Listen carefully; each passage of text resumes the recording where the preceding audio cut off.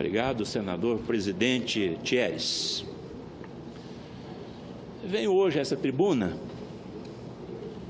para falar um pouco sobre o discurso que o presidente Michel Temer fez no dia de ontem com relação ao Dia Internacional da Mulher, que virou uma verdadeira celeuma na imprensa e também junto à oposição aqui no Senado Federal e também na Câmara Federal.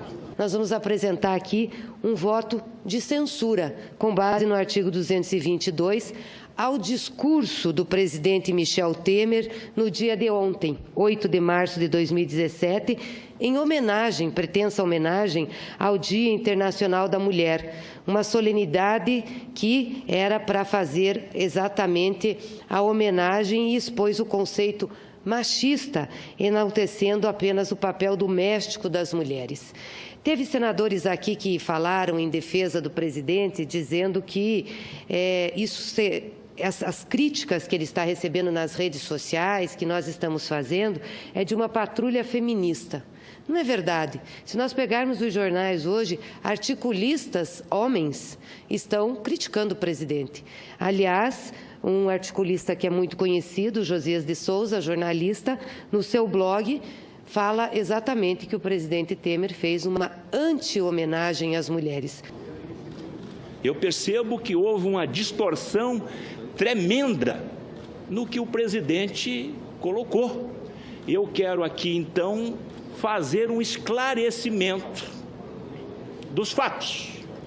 E aí, senhor presidente, eu começo dizendo que as palavras do presidente, destacando o papel da mulher nos afazeres domésticos e na fiscalização dos preços nos supermercados, não foram apenas mal interpretados pela chamada patrulha feminista.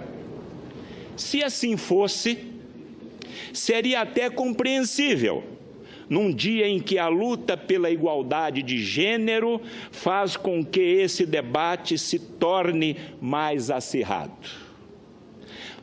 O grande problema é a má-fé política na distorção do discurso do presidente Temer, que, em momento algum, repito, em momento algum, menosprezou o papel feminino e a força crescente das mulheres no mercado de trabalho, na política, na cultura e também em outras áreas. Longe de ser um discurso machista, as palavras do presidente da República apontam, isso sim, a dura jornada de trabalho enfrentada pela maioria esmagadora das mulheres brasileiras, obrigadas a se desdobrar entre tarefas domésticas e profissionais. Porque a grande carga de trabalho doméstico ainda recai, lamentavelmente, sobre as mulheres. Vale ressaltar os dados levantados por pesquisa recente do IPEA, aonde diz que 90% das mulheres declararam fazer atividades domésticas. No caso dos homens, o índice caiu para 53%. Aqui o IPEA que está dizendo que as mulheres declararam que fazem as suas atividades domésticas, e os homens tão somente 53%. Outra pesquisa, senhor presidente, feita pela Confederação Nacional de Dirigentes Logistas, revela que apenas 36,4% dos homens casados ou em união estável dividem igualmente as responsabilidades da casa com as mulheres. E não estamos falando aqui, senhoras e senhores senadores, do número crescente de lares chefiado por mulheres no Brasil. Hoje, por exemplo, já são 40% das mulheres firmes, corajosas e determinadas. Não estamos citando, tampouco, o enorme número de mulheres discriminadas no mercado de trabalho, ou de mulheres obrigadas a deixar o emprego porque não tem com quem deixar os seus filhos, porque precisam cuidar de algum parente idoso ou doente ou por aí afora. Aí vai outro dado avassalador: cerca de 70% das mulheres estão fora do mercado de trabalho. E aqui eu quero dizer que a geração, eu tenho dito, que a geração neném, essa geração de 15 a 29 anos, que nem trabalham e nem estudam no país, que são mais de 12 milhões de jovens, as mulheres representam 70%, 71% destes neném. E a maioria delas são do lar. Elas estão cuidando da casa e cuidando dos seus filhos. E a certo momento aqui, senador Lazier, eu falei sobre o fato dessas mulheres que estão no neném, que nem estudam e nem trabalham. Por que elas hoje estão em casa? Porque elas não têm uma oportunidade, elas não têm um curso técnico, elas não têm um curso de qualificação profissional para conseguir um trabalho, para conseguir um emprego. E aí eu disse aqui à época, repetidamente, que o Sistema S, que recebe mais de 30 bilhões de reais em tributos, para oferecer cursos gratuitos ao trabalhador, na verdade, eles não os fazem. Só para se ter uma ideia, uma dona de casa lá no estado do Tocantins, para fazer um curso de cabeleireira, ela tem que pagar no SENAC R$ 1.680. Ou seja, impossível.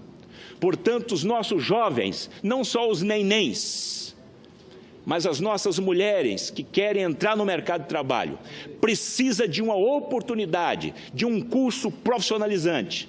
Caso contrário, elas terão, lamentavelmente, que cuidar da casa.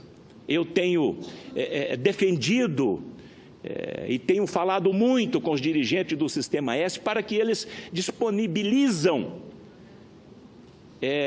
cotas para essas mulheres fazer os seus devidos cursos e se qualificar. Pois bem, vivemos num país machista?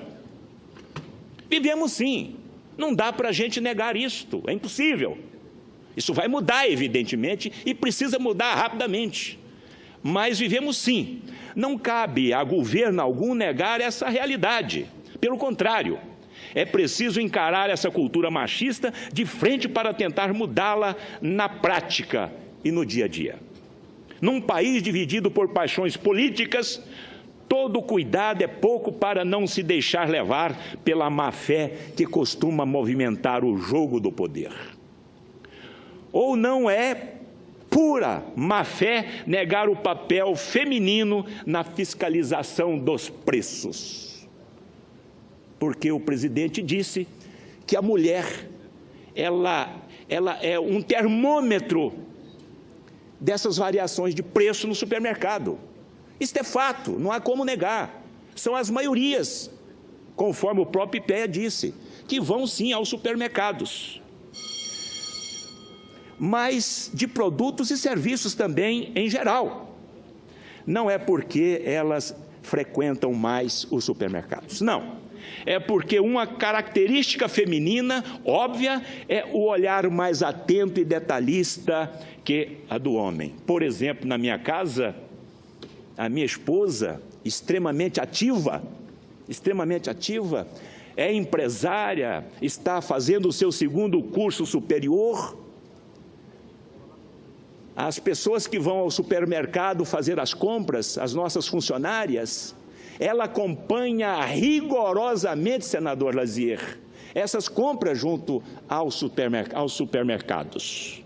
Isso é normal, porque a mulher, eu repito, ela é detalhista, ela é criteriosa nos seus afazeres. Então, não foi pecado nenhum o presidente Temer ter colocado em seu discurso que as mulheres é o termômetro, não é? dessa verificação de preço junto ao supermercado. E eu queria, senhor presidente, deixar isso muito claro, né? Que eu não vejo pecado algum na fala do presidente Temer. E para encerrar, quero ressaltar que é puro preconceito, é puro machismo relegar a segundo plano a administração de uma casa, a criação dos filhos, as tarefas que sustentam o dia a dia de uma família. E por acaso, donos de casa são cidadãs de segunda categoria? Esta é a minha indagação. Repito, ou por acaso, donas de casa são cidadãs de segunda categoria? Claro que não.